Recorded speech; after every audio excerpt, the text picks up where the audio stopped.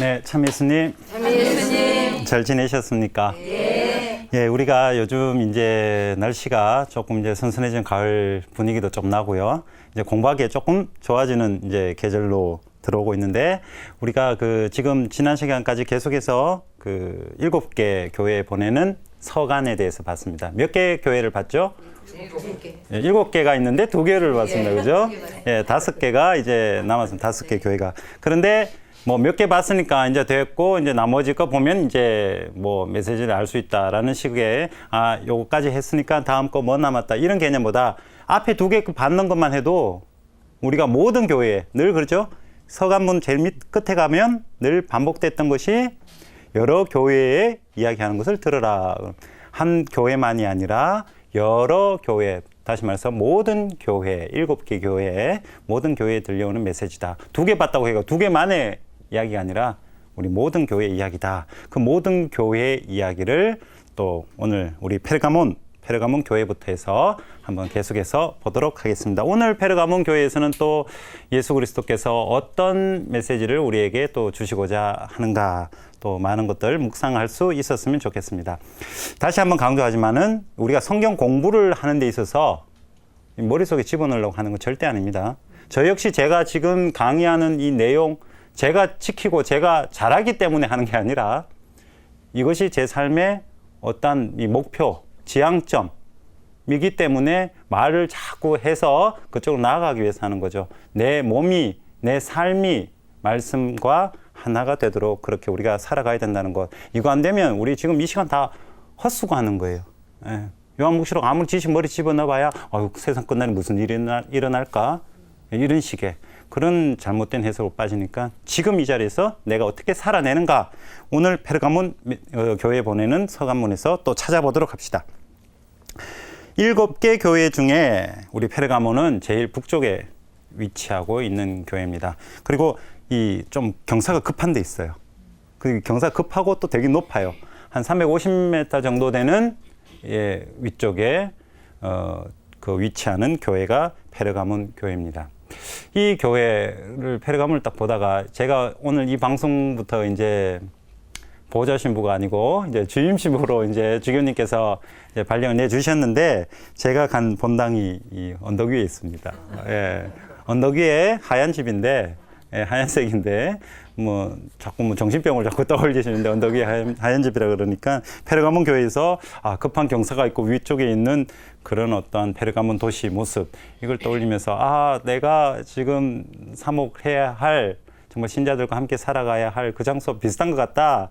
그래서 여기서 이렇게 살아라고 페르가몬 교회에 보내는 메시지대로 살아라라는 또 하느님의 또 말씀이신가 계신가라는 또 그런 마음으로 또 애착이 가면서 또 이 강의를 준비했습니다. 자, 이 급한 경사가 있는 곳에 불행히도 이 교회, 우리가 지난 시간까지 봤던 2교회와 비슷하게 여기도 신전이 있고 황제 숭배를 위한 그런 또 기도하는 장소가 있고, 이거 통틀어서 우리가 우상 숭배라고 말할 수 있는 것이죠. 늘 어떤 교회든 보면 지금 문제는 7개 교회를 보면서 늘 계속되는 문제는 뭐냐면, 예수 그리스도 아닌 다른 것에 정신을 파는 것, 그것에 대해서 지금 경고를 하고 심판을 하고 회개하도록 하고, 이 큰 어떤 축이 있다는 것. 여기도 마찬가지입니다. 이 페르가몬은 특별히 에페소와 함께 이 번창한 도시로서 어떤 중요한 어떤 경제적, 정치적 중요한 자리였는데, 특별히 그리스 신화에 나타나는 많은 신들을 다양하게 이렇게 신전을 가지고 있었고, 동시에 온천 그런 따뜻한 물, 그죠? 들어가서 있는 온천을 통한 병의 치유를 했던 그런 어떤 도시였습니다. 병의 치유가 온천문으로 되는 거 아니죠. 치유받으러 가면 우리도 그러지 않습니까? 부적 갖다 붙이고, 또 이렇게 뭔가 형상 있고 거기에 빌어야 되고 물에 한번 들어갔다 나오고 이런 식의 조금 미신적인 행위들을 많이 했던 곳이 페르가몬이었습니다. 그러다 보니까 어떤 형상 같은 경우에 뱀의 형상이 이렇게 많이 발견이 됐고요. 그런 뱀의 형상을 통해서 내가 치유를 받고자 하는 미신적 행위가 있었다는 것. 예. 그래서 우리가 페르가몬 교회에 보낸 편지에 보면 사탄의 왕좌라고 하는 표현이 또 있습니다. 사탄의 왕좌. 우리가 전에 봤던 사탄의 물이라고 봤죠. 그건 유다인들을 가리키는 표현이었고, 여기 사탄의 왕좌는 아마도 그 황제 숭배를 했던 그런 신전을 가리켜서 사탄의 왕좌. 그러니까 예수께서 하시는 말씀 보면 완전히 나를 따르지 않는 다른 것들은 아주 강하게 표현하시죠. 예, 그런 어떤 사탄의 왕좌, 사탄의 무리, 뭐 어떻게 하겠다 이런 거는 믿는 이들이 아닌 믿지 않는 이들에 대한 이야기였다. 근데 이거를 늘 요한묵시록을 읽으면서 막 무시무시한 이야기 나오면 아이고야 어떡하나 나는 어떡하나. 그 겁먹는 사람들, 믿지 않는 사람들. 믿음이 있다면 겁먹을 거 하나도 없습니다. 그죠? 예, 그래서 우리가 신앙적으로 믿음을 주십사 그런 기도하는 마음으로 한번 읽어보도록 하겠습니다. 페르가몬 교회 천사에게 써보내라 라고 했습니다. 날카로운 쌍날칼을 가진 이가 이렇게 말한다. 자, 앞에 시작하면서 우리는 교회 편지 서간을 시작하면서 이 타이틀, 이 호칭, 이거 예수 그리스도를 지칭한다고 했습니다. 7개 교회가 시작하기 전에 사람의 아들의 모습이 나왔었고요. 이 사람의 아들이 7개 교회에 직접 말하는 편지를 써보내라. 그 다음에 어떤 이가 말을 한다. 다양한 호칭들이 나온다. 페르가몬 교회는 날카로운 쌍날칼을 가진 이가 말한다. 자, 예수 그리스도의 모습에 날카로운 쌍날칼을 가졌다고 그랬습니다. 우리가 아까 경사진 급경사를 이루는 페르가몬, 뭔가 이렇게 조금 좀 날카로운 어떤 느낌을 지형적으로 가질 수 있는, 거기에 어떤 맞춰서 이렇게 예수님의 호칭도 이렇게 다양하게 표현해내는 어떤 요한묵시록 저자의 의도를 볼 수 있습니다. 날카로운 쌍날칼, 이거 19장에 가면, 요한묵시록 19장에 가면 백마탄 기사가 입에서 나오는 말씀을 가리키거든요. 예수 그리스도의 말씀, 예, 그 말씀이 어떻다고? 말씀이 날카롭다는 거예요. 예, 예수님 말씀 들으면 기분이 좋아요, 나빠요? 좋아요. 좋으셔요. 네. 어떻게 좋으셔요? 마음이 편안해집니까? 저는 맨날 찔리는데. 예, 이걸 어떻게 받아들이고 제가 잘못 살고 있는 것 같습니다. 그러니까 복음서를 읽다가 보면 강하게 이렇게 찔릴 때가 많아요. 내가 못 살기 때문에. 내가 기쁨에 사랑에 가득 차서 내 삶이 어떤 예수께서 원하시는 어떤 삶을 살아간다고 이렇게 느껴질 때 복음서 읽으면 사랑의 메시지로 들려요. 그런데 잠시 게으르고 막 이러다가 읽으면 이거는 완전히 협박, 이런 느낌 정도까지 들을 정도 날카롭게 들려요. 지금 페르가몬 교회에 보내는 건 날카로운 쌍날칼을 가진 네가 말한다. 이건 뭔가 대단히 뭔가 잘못된 게 있다. 예수님이 화가 나셨다. 예, 이제 한번 꾸중을 한번 세게 한번 해야 되겠다라는 그런 식의 어떤 모습을 우리가 좀 생각해 보면 좋겠습니다. 예, 여기 보면 나는 네가 어디에 사는지를 안다. 늘 우리 구조 우리가 보셨죠, 그죠? 7개 구조. 예, 편지 서간의 구조는 늘 이렇게 같이 있다. 누가 말한다. 그리고 네가 어떻게 하는지 안다. 그러나 너에겐 나무랄 것이 있다. 이것 때문에 만약에 회개하면 이런 상이 주어질 것이다. 들어라. 이런 구조가 계속 연결된다고 그렇게 봤습니다. 나는 네가 어디에 사는지를 안다. 어디에 삽니까? 제가 페르가몬 조금 설명해드렸죠. 예, 황제 신전이 있고 병에 치유한다고 물에 미신적인 행위를 한다가 이곳이 이제 우상숭배하는 곳. 우리 계속 반복됩니다, 그죠? 예, 예수님을 등을 지고 우상숭배하는 것을, 그런 장소에 사는 것을 안다. 곧 사탄의 왕자가 있는 곳이다 라고 이렇게 바로 표현되지 않습니까? 황제 숭배하는 곳에서 네가 어렵게 사는 것을 안다. 그렇지만 너는 내 이름을 굳게 지키고 있다. 내 이름을 굳게 지키고 있다.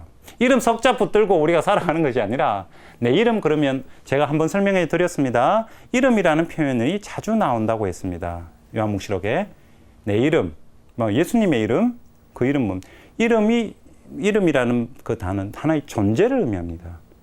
그래서 예수님을 꼭 붙들고 살아간다. 예수님과 일치되어 있다. 예수님께 속해져 있다라는 것입니다.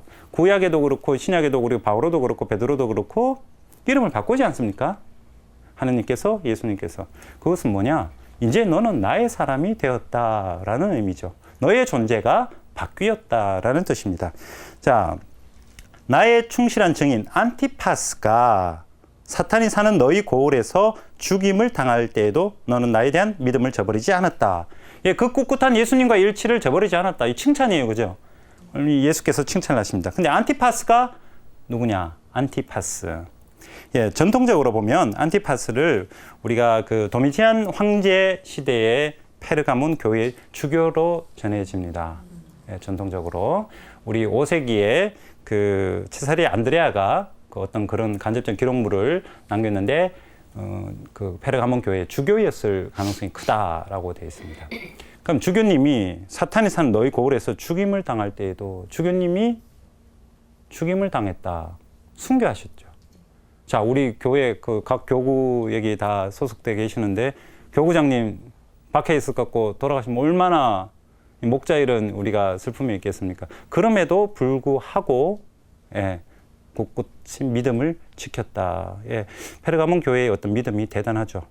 대단한데 이 쌍날칼, 이 날카로운 칼이 도대체 어디를 지금 목표로 하고 있을까? 예, 예수께서 어디를 지금 꾸중하시려고 이럴까? 이 칭찬하고 있는데 지금 너의 믿음은 너 교회 페르가몬 교회가 잘하고 있다라고 칭찬하고 있는데 도대체 무엇이 문제일까? 한번 계속해서 보자면요. 그러나 너에게 몇 가지 나무랄 것이다. 이제 왔죠? 이제 몇 가지 나무랄 것이 있다고 왔습니다. 무엇을 나무라는가? 너에게는 발람의 가르침을 고수하는 자들이 있다. 자, 여기 잘 보시기 바랍니다. 너는 다른 교회처럼 너는 이거 잘못했다. 너에게 몇 가지. 너는 누굽니까? 페르가몬 교회죠. 너는 이것을 잘못했다. 이것이 잘못됐다라가 아니라 무엇이 너에게는 발람의 가르침을 고수하는 자들이 있다. 너 전체, 페르가몬 교회 전체가 아니라 너희들 중에 발람의 가르침을 고수하는 자 몇 명, 어느 한 부분 이것을 가르치는 거예요. 자, 발람이 그러면 누군가? 발람은 구약 성경을 한번 봐야 됩니다. 발람은 첫 번째 두 가지 측면이 있습니다. 두 가지 측면. 예, 발람이 이제 우리가 여기서 한번 묵상해 볼 필요가 있어요. 발람이 뭐 어땠길래, 발람의 가르침을 고수하는 자들이 또 어땠길래, 뭐가 문제길래. 구약 성경에 보면, 구약 성경 민수기에 보면 첫 번째가 발람 잘했어요. 잘했는 게 뭐가 잘했느냐? 이스라엘 축복에 아주 관심이 많습니다. 이스라엘 축복. 자, 자기 민족 축복하는데 뭐가 잘못됐어요? 이스라엘 민족을 축복해주고 있는. 두 번째가 문제예요. 두 번째, 발람은 민수기 31장 16절에 보면 미디안 여인들을 선동해서 야훼 하나님을 배신하게 합니다. 야훼 하나님을 배신하게. 야훼에 대한 배신입니다.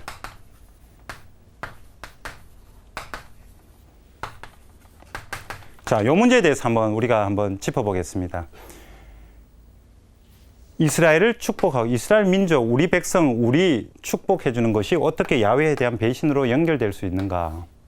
이게 조금 이렇게 상치되는, 반대되는 개념 같죠, 그죠?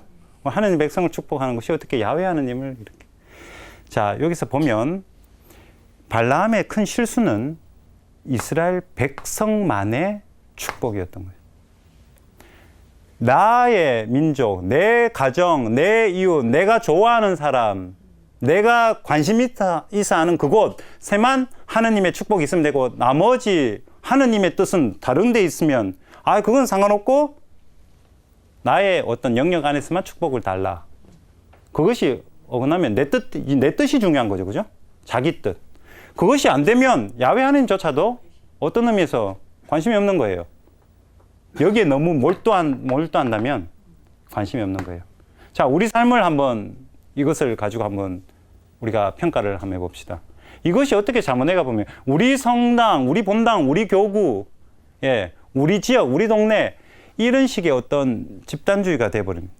이스라엘 백성이 이 발람의 모습에서도 볼 수 있듯이 이스라엘 백성이 가장 큰 잘못은 어디서 출발하냐면 선민의식에서 출발합니다. 하느님의 백성으로 나는 뽑히움을 받았다. 우리 민족은 완전 우월의식에 빠져가지고 아무리 하느님께서 다른 어떤 민족을 통해서 뭔가 깨달음을 주시려고 해도 내가 이미 거기에 빠져 있으면 내가 못 보는 거죠. 나의 눈에 들보가 있음에도 불구하고 다른 사람 눈에 티끌만 바라보려 하는 모습으로 우리가 빠져버린다. 그래서 발람 같은 경우는 자기 뜻, 자기 고집에만 머물러 있는 사람이다. 우리 신앙은, 자, 하느님께서는 이 세상에 오신 이유가 온 세상을 구원하러 오셨다는데 우리 가톨릭이란 말도 보편되다라는 뜻 아닙니까? 그죠? 그럼에도 불구하고 요즘 우리의 모습들을 한번 보시기 바랍니다. 예, 과연 우리 지역사회에서 함께 살아가려는 모습으로 우리가 살아가는지, 우리 구원을 위해서, 세상 모든 구원을 위해서 예수께서 하셨던 그런 모습으로 살아가는 것인지, 아니면 우리만의 잔치, 우리만의 어떤 행사를 위해서 소위 서로가 안에서 소위 찢고 뽑고 하는 일들이 많죠. 그렇게 살아간다면 결코 우리 발라함의 모습과 별반 다를 게 없습니다. 발라함의 가르침을 고수하는 자들 너희들에게 있다. 페르가몬 교회. 예수께서 원하시는 것은 전체 교회에 대한 구원이고 그 구원을 통한 희망이지 한 사람만, 한 무리만의, 한 부분만의 그것을 그렇게 강하게 강조해서는 안 된다. 우리 본당에서 살아가시다 보면 그런 것도 있을 거예요. 근데 어느 단체가 잘 된다. 근데 에미 뭐 이런 프로그램 많죠. 에미나 또 뭐 있습니다. 꾸르실려 교육, 뭐 단성령 뭐 그 쇄신회라 그럽니까? 뭐 하여튼 그런 것도 많고 또 다른 신심 활동 많습니다. 근데 우리끼리 우리만 따로 뭉쳐서 우리 뜻이 관철 안 되면 조금 기분 나빠하는 그러한 모습으로 간다면 이것은 분명 예수께서 원하시는 것이 아니다를 우리가 날카로운 쌍날칼로 예수께서 구중하실 일이다라고 우리가 생각하면 좋겠습니다. 이 발라함의 가르침, 그리고 이 발라함의 가르침 연결해서 우리가 그 불륜이라는 단어를 여기서 또 사용하고 있습니다. 이 뭐 성적인 어떤 단어라고 보다는 포르네오라는 이 불륜 이 단어는 방금 제가 말씀드린 나만의 뜻, 예수 그리스도 하느님 뜻은 상관없이 나만의 뜻으로 그것은 내 뜻대로 걸어간다면 그것은 우상 숭배가 되는 것이죠. 하느님 아닌 것, 예수님 아닌 것은 우상 숭배예요. 따로 뭐 상을 갖다 놔놓고 뭐 빌고 그 앞에서 정화수도 놔놓고 뭐 아침 저녁을 빈다고 해서 그게 우상 숭배가 아니라 내가 하느님 가르침을 어기고 내 뜻을 따라가는 그 내 뜻이 곧 우상이 되는 거죠. 그러한 것에 대해서 불륜이라는 단어 포르네오를 씁니다. 우리 포르노 영화 뭐 야동 이런 개념으로 생각하시면 안 되고 뭐 가늠하지 마라 10계명도 뭐 이런 나옵니다. 그죠? 굳이 요즘 뭐 대구 시내도 제가 사는 대구 시내 주위에도 모텔에 뭐 낮에 그런 빈자리가 없다는데 그런 식으로 우리가 그런 성적인 것만 생각했으면 절대 안 됩니다. 이 성경에 나오는 우리 교회에서 말하는 불륜이라는 개념은 하느님 등진 것도 이게 불륜이라는 거죠. 내가 옳다고 생각하고 내가 정말 예수 그리스도의 가르침을 이렇게 살아가야 됨에도 불구하고 그것을 어기는 것 자체가 불륜이다라는. 예. 그게 간음이죠. 그래서 되게 힘들어요. 하루에도 몇 번씩 제가 간음하고 있습니다. 신부가 그게 간혹 그런 게 있어요. 야 이건 나 하고 싶은데 배우고 익히고 묵상하고 기도한 것은 그러면 안 되는데 맨날 나 혼자 싸우다가 나 혼자 지치고 맨날 그 저녁에 성모일도 그 꺾기도 할 때는 아유 인간아 왜 사나 이러고 막 이렇게 돼 가는데 예전에 신학생 때 윤리신학의 뭐 세심증도 이것도 죄라고 배웠습니다. 너무 그렇게 죄책감을 가지는 것도 죄지만은 우리가 그 어떤 내 삶을 한번 되돌아보면서 내 뜻을 못 꺾었던 경우는 어떤 때가 있었는가. 분명히 우리 속에는 이게 알아요. 무엇이 맞다라는 것. 왜? 교회 전통상 양심은 하느님의 목소리라 그랬거든요. 하느님의 목소리가 내 안에서 울려 나오고 있어요. 왜? 내가 하느님 피조물이니까. 하느님께서 만들어준 나의 작품 전데요. 우리들인데. 그래서 하느님의 말씀을 알고 있음에도 불구하고 따르지 못하는 그런 모습들 우리가 한번 생각해 봐야 되겠습니다. 너에게는 또한 니콜라우스파의 가르침을 고수하는 자들도 있다. 자, 발라함 이야기했고 니콜라우스 나옵니다. 니콜라우스파는 우리 에베소 교회에서 봤습니다. 니칼라온에서 왔다고 했습니다. 그죠? 니콜라우스는 초대교회 부자였습니다. 그럼에도 불구하고 이게 이상한 이단으로 빠졌다. 니칼라온 말 자체가 백성을 괴롭히고 멸망하게 한다라는 뜻입니다. 내가 아무리 신부고 내가 아무리 뭐 주교가 아무리 교황이라 할지라도 내가 한순간에 내 뜻만 고집하면 그건 곧 백성을 무너뜨려버리는 없애버리는 그런 어떤 모습을 가지고 우리 신자분들도 내 한순간에 판단이 잘못된 어떤 좋지 못한 행동으로 신자분들 냉담시킬 수도 있는 거죠. 그래서 우리는 그리스도의 향기가 돼야 되고 그리스도의 표징이 돼야 된다는 거 얼마나 힘듭니까? 그러니까 고해성사도 보고 하루하루 반성할 수 있는 그런 우리가 되어야 되겠습니다. 그러므로 회개하여라. 이제 회개로 넘어갑니다. 무엇을 회개해야 되는가? 자, 여기서는 교회 전체의 문제가 아니라고 했습니다. 그죠? 우리 교회에 잘못 빠지고 있는, 잘못 이렇게 자기 뜻대로만 움직이는 발라함과 니콜라우스 같은 그런 무리들에 대해서 한번 회개해야 됩니다. 공동체 의식을 가져야 된다는 말입니다. 지금 페르가몬 교회가 그 교회에서 말씀하시는 예수 그리스도의 그 가르침은 그 너희들 중에 그 몇몇 잘못하는 그 사람들 회개하도록 이끌어라는 것입니다.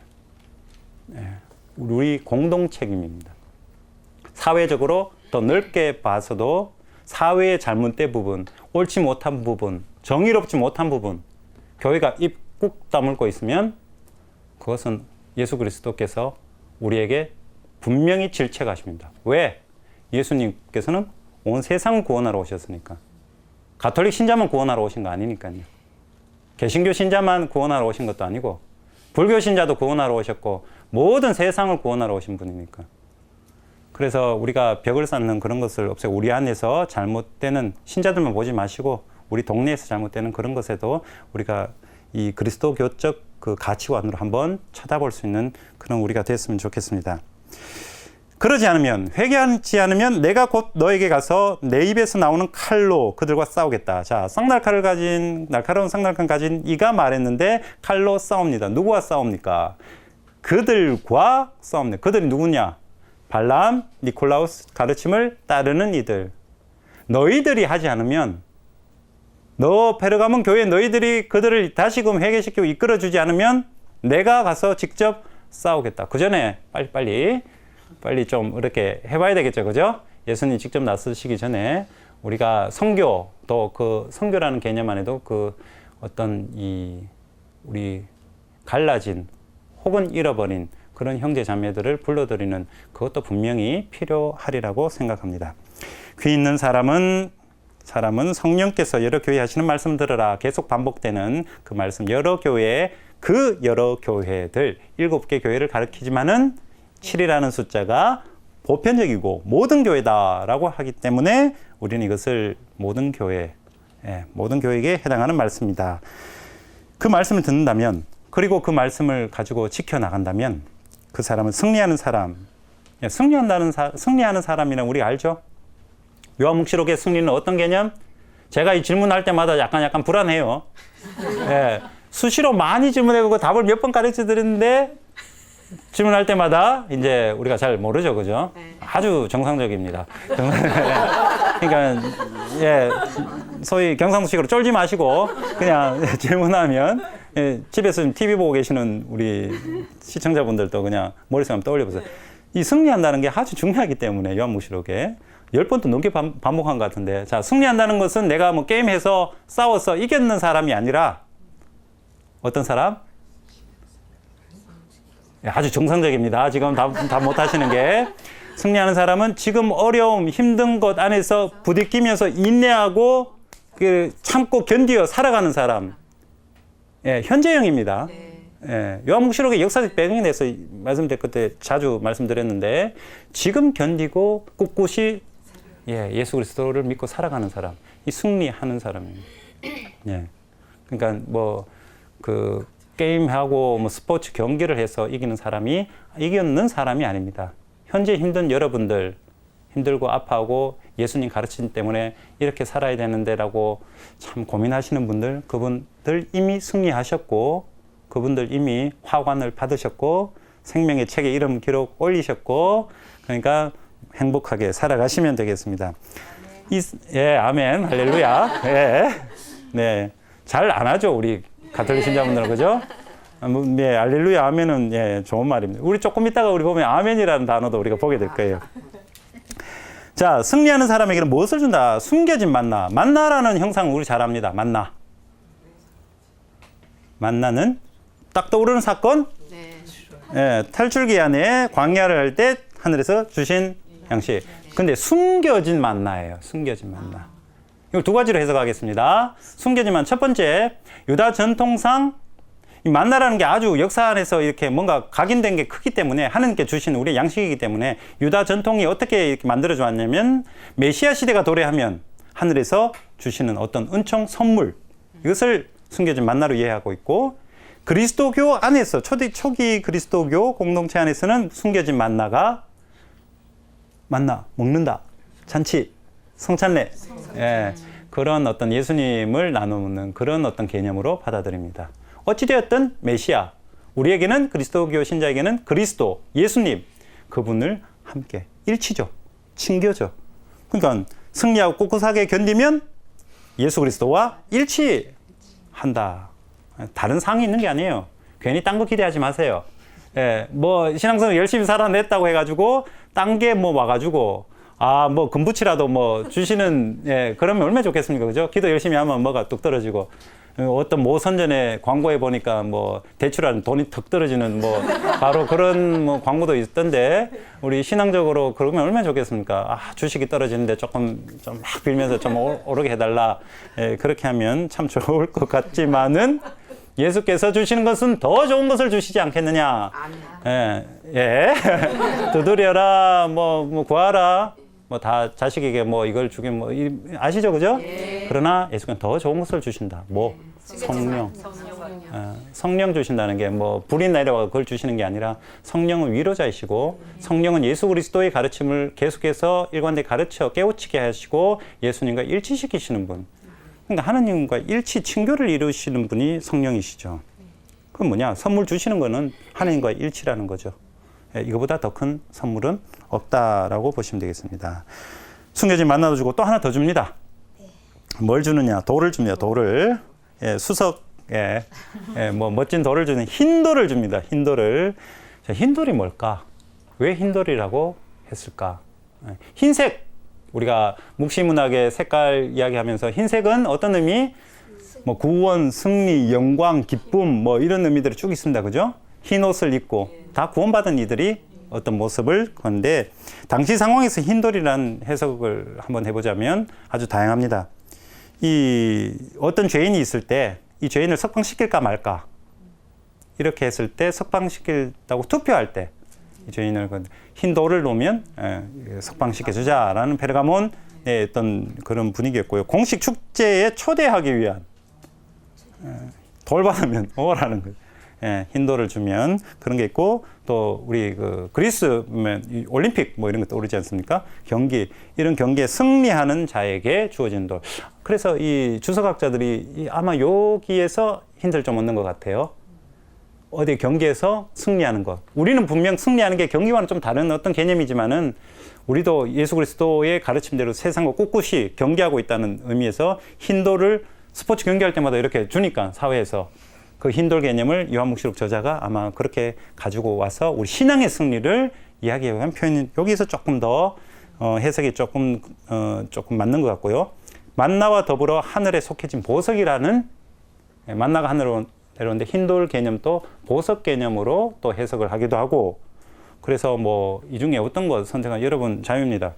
예, 어떤 학자도 이것이다 저것이다라고 구체적으로 뭐 못을 딱 박지는 못하니까, 다만 흰색이라는 것, 돌은 단단하다, 이런 이미지를 떠올렸을 때 신앙의 단단함, 구원받은 이의 어떤 견고함, 이런 것을 선물로 주어준다고 그렇게 보시면 되겠습니다. 자, 그 다음에 또 있어요. 이 완전 보너스가 많은데, 그 돌에는 그것을 받는 사람 말고는 아무도 모르는 어떤 이름? 새 이름. 예, 새 이름이 새겨져 있다랍니다. 이 새로운, 새롭다. 요한묵시의 특징이죠. 천상 예루살렘 뒤에 갔을 때 새로운, 새 하늘, 땅, 뭐 이런 거. 이 새롭다라는 거 제가 예전에 한번 말씀드렸습니다. 어떤 물건이 새 것이 와서 새로운 것이 아니라 나에게 신앙적으로, 영성적으로, 정신적으로 새로운 것. 아무리 낡은 물건이라도 지금 봤을 때 새롭게 보이면 새로운 거예요. 그 그리스 말에 정말 객관적으로 옛날 것, 지금 새 것, 이렇게 하는 게 신상. 예. 뭐 지난 상품 이렇게 2월 전 뭐 이런 거 있죠. 백화점. 예, 그런 개념으로 쓰이는 새 것이 있고, 헌 것이지만은 내가 내 관점에 따라서 새 것으로 보이는 그런 개념이 구별해서 사용한다. 여기서는 새 이름이라는 것은 너는 이미 나의 백성이고 그렇지만은 늘 새롭게, 예, 우리 갈라진 형제들 개신교회 가면 새롭게 하소서라는 이 찬송가가 있습니다. 그죠? 늘 새롭게 하소서. 그러니까 그런 새로운 마음으로 늘 하느님을 만나고 그렇게 살아간다면 이것이 선물로 주어지는 것. 승리하는 자에게. 승리하는 자는 고정된 하느님 그리고 고정된 어떤 신앙의 감동만을 쥐고 있는 사람들이 아니라 늘 매일매일 새로운 하느님을 만나는, 새롭게 만날 새로운 힘이 있죠. 그래서 우리 페르가몬 신자들에게 보내는 그 말씀에 제일 중요한 것은 첫 번째로 공동체 안에서의 서로가 신앙을 위해서 북돋아가면서 함께 예수 그리스도께로 나아가자. 그런 어떤 말씀을 우리에게 주십니다. 제가 주임신부로서 이제 보좌 딱지를 떼고 이렇게 하면서 하느님께서 주시는 메시지가 혼자 발람 같이 지 뜻대로, 그죠? 자기 뜻대로 나아가는 그런 공동체 모습이 아니라 잘못된 거 부추겨주고 같이 등 두드려주면서 함께 이렇게 하느님 뜻으로 나아갈 수 있는 공동체를 만들어 가야 안 되겠는가. 그런 어떤 메시지를 제가 묵상을 많이 했습니다. 이번 교회에. 자, 그 다음에 한번 볼까요? 티아티라 신자들에게 보내는 말씀에 대해서 한번 보겠습니다. 티아티라 교회. 여기서 먼저 그러면 우리가 티아티라 교회에 대해서 한번 잠시 지금 약간 지겹죠? 살짝 지금 한번 읽어볼까요, 우리가? 한번 우리가 지금 텍스트를 읽고 있으니까 티아티라 교회는 어떤 말씀을 우리에게 주시고자 하는가 한번 읽어보겠습니다. 티아티라 교회의 천사에게 써 보내라. 불꽃 같은 눈과 노새 같은 발을 가지니 곧 하느님의 아들이 이렇게 말한다. 자, 여기까지만 한번 읽어보겠습니다. 불꽃 같은 눈과 노새 같은 발을 가지니 이것도 강렬합니다. 불꽃이 눈에 불이 나는데 그 노새 같은 발, 노새가 아주 당시에는 비싼 그런 어떤 재료죠. 그 다음에 노새, 굳건함 같은 발, 아주 강인함, 그런 예수님의 또 다른 호칭이 나옵니다. 사람의 아들의 형상 1장에 나왔을 때와 비슷하죠. 거기에 이제 나오는 건데, 지금 티아티라 교회에 대해서 한번 보자면, 여기서 중요한 거는 계속 반복되지만은 또 황제 신전이 있었고, 어떻고 우상숭배를 했고, 이런 게 반복되는데, 여기에 특별한 점은 산업화된 도시, 여기에 제빵, 염색, 제단, 옹기, 저 뒤에 가면 25절, 26절에 가면 옹기 그릇을 바수듯이 그는 새 지팡이로 그들을 다스릴 것이다 라는 옹기가 나옵니다. 옹기 그런 산업도 발달했고, 가죽, 청동 제품을 다루니까 노쇠 같은 이런 쪽으로도 보세요. 예수님께서 참 당신을 드러내는 호칭이 그 지역에 맞는 어떤 이런 호칭을 삭삭삭삭 이렇게 해놨습니다. 여기 보면 이러한 산업들이 다양하게 발전을 했는 도시이기 때문에 뭐가 있냐? 요즘식으로 하면 노조. 노조 개념이라고 할 수 있을까요? 거기 동업하는 사람들끼리, 이제 일하는 사람들끼리 함께 모여서 이제 조합을 만드는 거예요. 이 조합을 만드는 것들이 있습니다. 문제는 이제 이 조합 안에 안 들어가면 어떻게 되겠어요? 왕따? 왕따가 되죠. 조합에 들어가면, 예컨대 우리 시장에 가보면 어떤 집 문 열었다. 조합비 내고 그냥 정파 하나 열었습니다. 자, 무슨 머리가 앞에 먼저 나옵니까? 돼지머리 앞에 갖다 놓지 않습니까? 그럼 우리 가톨릭 신앙 앞에서 절하고 돈 꽂고, 물론 이거는 문화적인 어떤 모습을 우리가 웃으면서 할 수 있는, 돼지한테 정말 빌기 위해서 갖다 놓는 건 없겠죠. 그러나 당시에 어떤 미신적인 어떤 그런 행위들이 이렇게 펼쳐져 있는 그런 그 도시라면, 그것을 강요했을 때 그리스도교 신자가 혹은 또 유다 공동체의 유다인들이 그것을 용인을 할 수 있었을까? 거기에 대해서 우리가 한번 생각해 봐야 된다는 것입니다. 그래서 이 티아티라 교회가 위치한 이 티아티라, 여기서는 동업조합, 그러니까 각 그 어떤 산업의 동종 업종들이 모여 있는 거기에 대해 들어가야 되나 말아야 되나, 이거 아주 경제적이고 실제적인 삶의 어떤 그 모습이거든요. 우리가 회사 생활을 하는 분들도 많을 건데, 이 회사에서 살면서 그리스도교적인 가르침이 이렇고 정의는 이런데, 이것이 교회 안의 단체도 마찬가지입니다. 아무리 교회 안에 우리 단체지만은 이것이 무조건 하나님 뜻에 100% 그렇게 맞는 단체는 이 세상에 없겠죠. 그런 어떤 갈등이 오고 맞느냐 맞지 않느냐 했을 때 이 문제를 어떻게 해결할 수 있을까? 우리 티아티라 교회를 보고 한번 보도록 하겠습니다. 그리고 이 티아티라 교회는 이상하게도 황제 신전은 발견되지 않았다. 다만 뭐가 발견되냐면 무녀를 위해, 무녀가 뭐냐, 무당 정도로 생각돼. 그러한 무당이 있으면 미신이 있겠죠. 왜 무당이 발달했겠습니까? 조합이 있으니까. 각 산업마다 모시는 신이 있겠죠. 푸닥거리를 해야 될 거 아닙니까? 예, 그것을 위해서 이 무녀들이 좀 많이 이렇게 좀 활발하게 움직였다. 그래서 우리 티아티라 교회에 이제벨이 나옵니다.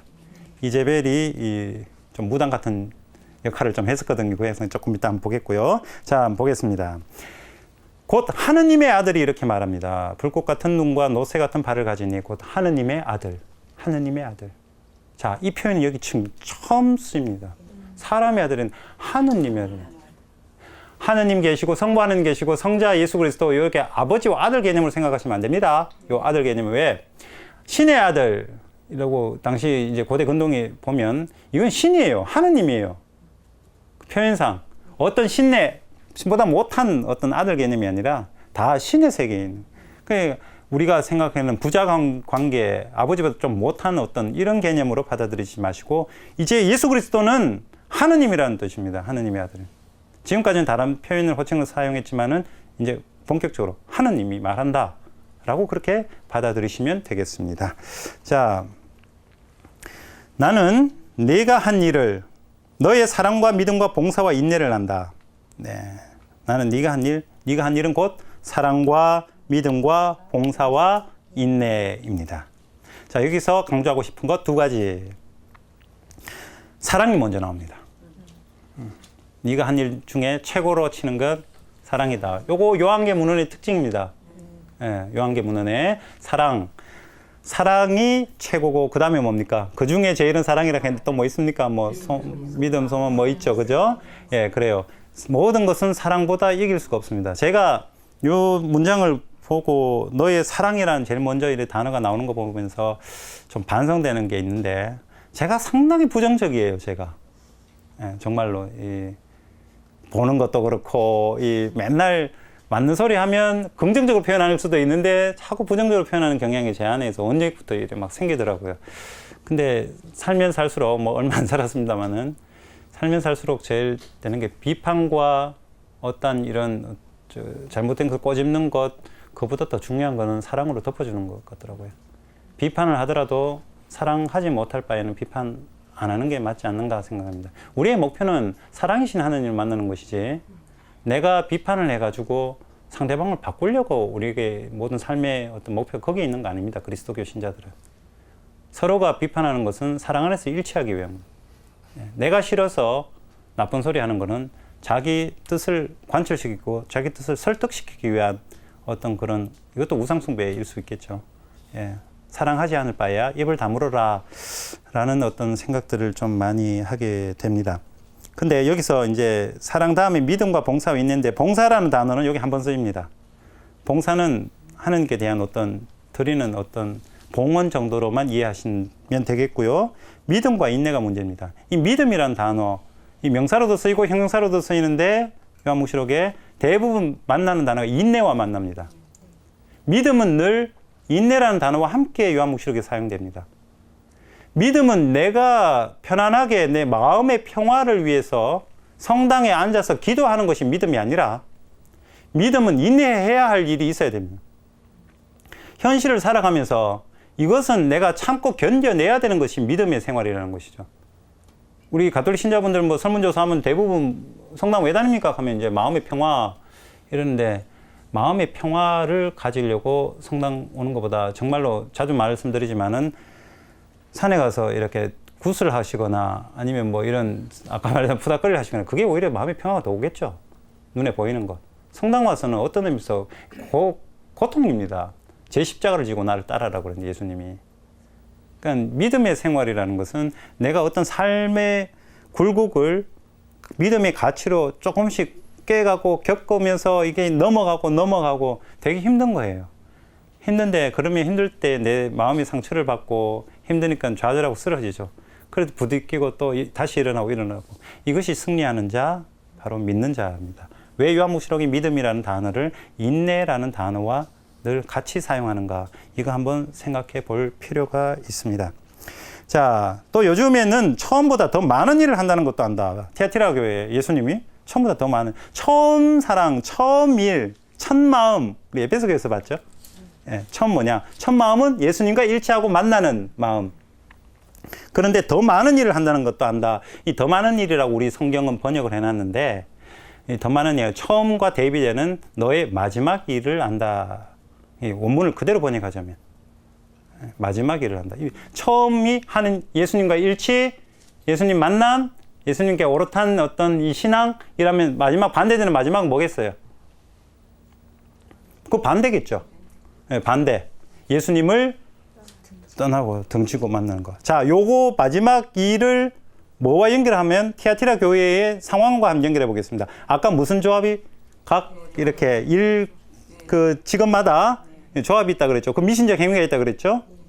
그러면 처음에 예수께 이렇게 만나고 일치하는 일 아닌 그쪽 조합의 미신적인 행위에 대한 일. 사랑과 믿음과 봉사와 인내를 하는 교회이지만은, 그러나 그 교회가 마지막 일을 한다. 이것은 예수님 떠나는 일이죠. 그 일을 한다는 것은 안다. 그러나 너에게 나무랄 것이 있다. 너는 이제벨이라는 여자를 용인하고 있다. 그 여자는 예언자로 자처하면서 내 종들을 잘못 가르치고 속여 불륜이라는 단어 또 나옵니다. 그죠? 불륜을 저지르게 하고 우상에게 바친 제물을 먹게 한다. 자, 이제벨을 한번 보겠습니다. 이제벨은 구약 성경에 아합 왕의 아내로 나옵니다. 네, 아합 왕의 아내로 열왕기에 나오는데, 열왕기 상권에 이 여자가 시돈인들의 임금 에빠엘의 딸입니다. 외국 여자죠. 예, 데리고 와서 아내로 삼아버립니다. 이것도 좀 뭐 어떤 유다 민족이 받아들이기 힘든데, 바알 신에게 막 가서 기도하고, 거기서 이제 성교 예배하고, 그러고 음행과 마술을 일삼는 여자로 예후가 이 여자를, 이제벨을 묘사를 합니다. 예. 그래서 열왕기 학원 9장 22절에 보면 음행, 마술 일삼는 여자로 이렇게 나타납니다. 이러한 잘못이 초대 교회에서는 이제벨이라는 형상이 곧 우상숭배, 하느님 등지는 어떤 무녀, 아까 제가 무당 같은 여인들 티아티라에 많다 그랬죠? 거기와 같은 어떤 그런 것과 연결해서 이제벨이라는 형상은 물론 구약의 인물이지만은 지금 우상숭배를 하는 무당과 같은 그런 모습으로 우리에게 보여진다. 예. 이러한 이제벨이라는 여자를 너는 용인하고 있다. 자, 누가 용인한다고요? 너는 누굽니까? 티아티라 교회가 용인하고 있습니다. 우리 안에 있습니다. 교회 안에 있습니다. 전통적으로 이 주교님의 부인이라는 전통이 있고요. 주교님의 부인. 예, 그냥 교회 안에서 아주 중요한 여성이었던 거죠. 옛날에는 결혼하고 이랬습니다. 우리 지금은 가톨릭 신부들 결혼 안 하지만은, 예, 옛날에는 결혼하고, 제가 배우고 있는 12세기 지나면서부터 이렇게 우리가 교회에서 공식적으로 독신으로 이렇게 바꿨는데, 이 여인이 이제벨의 어떤 이름을 빌려서 이 사람을 요한묵시를 표현했다. 그것은 우상숭배, 음행, 마술을 구약에서 했던 그런 이제벨의 모습을 지금 겹쳐서 우리에게 알려주고자 한다. 이 여인이 이 속에 불륜을 저지르게 한다. 하느님을 떠나게 한다. 그리고 우상에게 바친 제물을 먹게 한다. 이 이제벨이 구약했던 모습과 아주 비슷한 것들을 하고 있습니다. 내가 그에게 회개할 시간을 주었지만, 회개할 시간을 줬는데도 불구하고 지금 돌아오지 않고 있다. 그는 자기 불륜을 회개하려고 하지 않는다. 보라, 내가 그를 병상에 던져버리겠다라고 되어 있습니다. 이 병상이 침대인데, 침대. 예, 원문에 침대라고 되어 있는데, 침대에 누워있는 사람이 어떤 사람입니까, 주로? 아픈 사람이죠. 그 아픈데 뭐가 아프냐? 지금 보시면 그와 간음하는 자들도 그와 함께 저지른 소위 회개하지 않으면 큰 환난 속으로 던지겠다. 자, 침대에 던진다는 건 환난이라는 단어가 나옵니다. 그리고 그의 자녀들을 어디로? 죽음으로 몰아넣겠다. 환난과 죽음으로 이제벨을, 그런 일들을 하는 사람을 몰아넣겠다. 자, 예수 그리스도는 승리하는 자에게 생명을 주고, 기쁨을 주고 영광을 주는데, 예수를 따르지 않으면 환난, 죽음의 길로 간다. 이 완전히 이분법적인 어떤 묵시적인 어떤 구조를 우리가 여기서 볼 수 있습니다. 그리하여 내가 사람의 속과 마음을 꿰뚫어 본다는 것을 모든 교회가 알게 될 것이다. 모든 교회. 이 티아티라 교회뿐만 아니라 모든 교회가 알게 될 것이다. 예, 모든 교회. 나는 너희가 한 일에 따라 각자에게 갚아주겠다. 각자에게 갚아주겠다. 마태복음도 마찬가지고, 요한복음으로 제일 뒤에 가면 우리가 한 행실 그대로 각자가 어떤 일을 하고 있는가, 각자가 이제벨이라는 사람을 붙는가, 니콜라우스 파에 붙는가, 발라함의 가르침에 붙는가, 너희들은 지금 무엇을 하고 있는가, 거기에 따라서 내가 갚아주겠다, 보상을 하겠다. 그러나 티아티라에 있는 너희 나머지 사람들, 곧 그러한 가르침을 받아들이지 않고 그들이 말하는 사탄의 깊은 비밀을 알려고도 하지 않는 이들에게는 나는 말한다. 자, 여기서 사탄의 깊은 비밀. 자, 우리 7개 교회가 모두 영향을 받는데요. 영지주의, 그노시스 들어보셨습니까? 예, 영지주의, 사탄의 깊은 비밀입니다. 예. 영지주의가 뭐냐면 약간 이원론적인 어떤 이단적인 사상이에요. 하나의 종파, 한 사람 모여있는 공동체가 아니라 그리스도교에도 영향을 미치는 사상적인 정신적 흐름입니다. 이분법적이에요. 뽑힌 이들. 아까 제가 선민의식 막 그랬죠. 우리는 뽑힌 이고 우리는 뭔가 비밀을 안다. 이런 식으로 나아갑니다. 여기에 대해서 사탄의 깊은 비밀. 그거 영지주의는 아니다. 이거죠. 예수님이. 자, 사탄의 깊은 비밀을 알려고도 하지 않는 이들에게 나는 말한다. 너희에게는 다른 짐을 지우지 않겠다. 이 다른 짐이 뭐냐면 우리가 바오로 사도가 다른 짐에 대해서 이야기했습니다. 우상숭배하지 마라. 그리고 피드는 고기 먹지 마라. 그 외에는 내가 다른 짐은 지우지 않겠다. 다시 말해 다른 짐을 지우지 않겠다는 말은 우상숭배하지 마라. 그 외에는 괜찮다. 이런 것이거든요. 그러니까 다른 것 절대 쳐다보시면 안 됩니다. 네. 승리하는 사람, 내 일을 끝까지 지키는 사람에게는 민족들을 다스리는 권한을 주고 옹기그릇 바수듯이 그는 쇠지팡이로 그들을 다스릴 것이다. 내가 내 아버지에게서 받았듯이. 자, 우리 하느님의 아들이라 그랬죠. 처음에 시작할 때. 네. 아버지와 아들은 하나다라는 요한복음 말씀 있죠. 네. 아버지에게 내가 다 받았어요. 내가 하느님이 있기 때문에. 그 사람도 나에게 받은 것이다. 자, 곧 아버지 하느님이 예수 그리스도고 예수 그리스도께서 또 승리하는 자에게 또 같이 함께 나누는 일치죠. 요한복음에서 우리 봤을 때 아버지와 내가 하나이듯이 저들도 하나가 되게 해주십시오. 하느님의 위치에 우리가 올라가는 겁니다. 하느님과 하나가 되는 것입니다. 나는 또 그에게 샛별을 주겠다. 샛별, 요한복음의 별, 빛. 예, 뭐죠? 예수 그리스도죠. 빛이 세상에 오셨고. 예. 그래서 샛별을 주겠다. 예수 그리스도 주시겠다는 예수님의 내가 너에게 나를 내어 주겠다. 귀 있는 사람은 성령께서 여러 교회 하시는 말씀을 들어라. 같은 말 반복이죠. 이 교회의 말씀이 곧 우리에게 승리하는 자에게 예수님이 직접 오시겠다라는 것입니다. 예, 이제벨 같이 이런 쪽으로 빠지지 마시고 예수님만 바라보고 또 그렇게 살아가는 우리가 또 되었으면 좋겠습니다. 예, 감사합니다.